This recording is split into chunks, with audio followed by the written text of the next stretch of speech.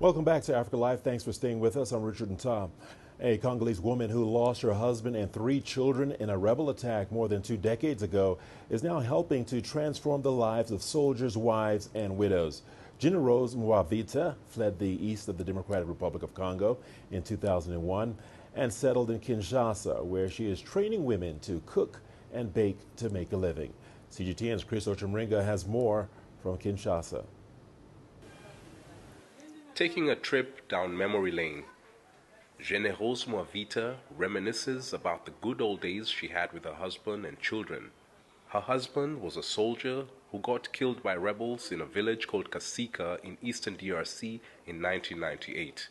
She sought refuge inside a church with 4 of her children, but the rebels stormed the church and killed 3 of them.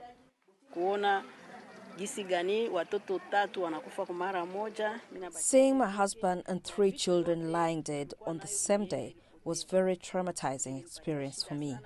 All our belongings were stolen. I just didn't know how to start rebuilding my life.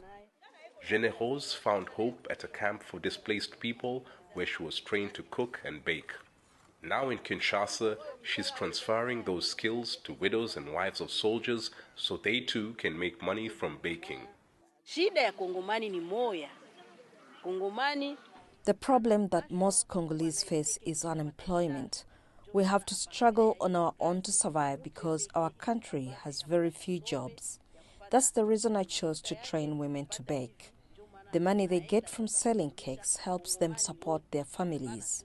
For many of these women, Gina Rose's training has been life-changing. I used to beg people for money to buy bread for my kids. I really suffered. My life has totally changed after I was taught to bake cakes and make pastries by Madame Jean Rose. Some Congolese army officers are also proud of the skills their wives have received. My fellow soldiers have started taking their wives to get trained to bake and cook after seeing the change that has happened in my life. We hope Madame Generosi gets financial support to open a larger training center. Gina Rose is now well known in military circles for the training she offers women in the barracks. Many wives of soldiers in the DRC go through a long and difficult process of getting their husband's pension after they die.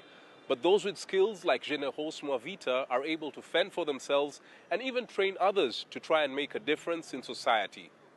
Chris Ochemringa, CGTN, Kinshasa, Democratic Republic of Congo.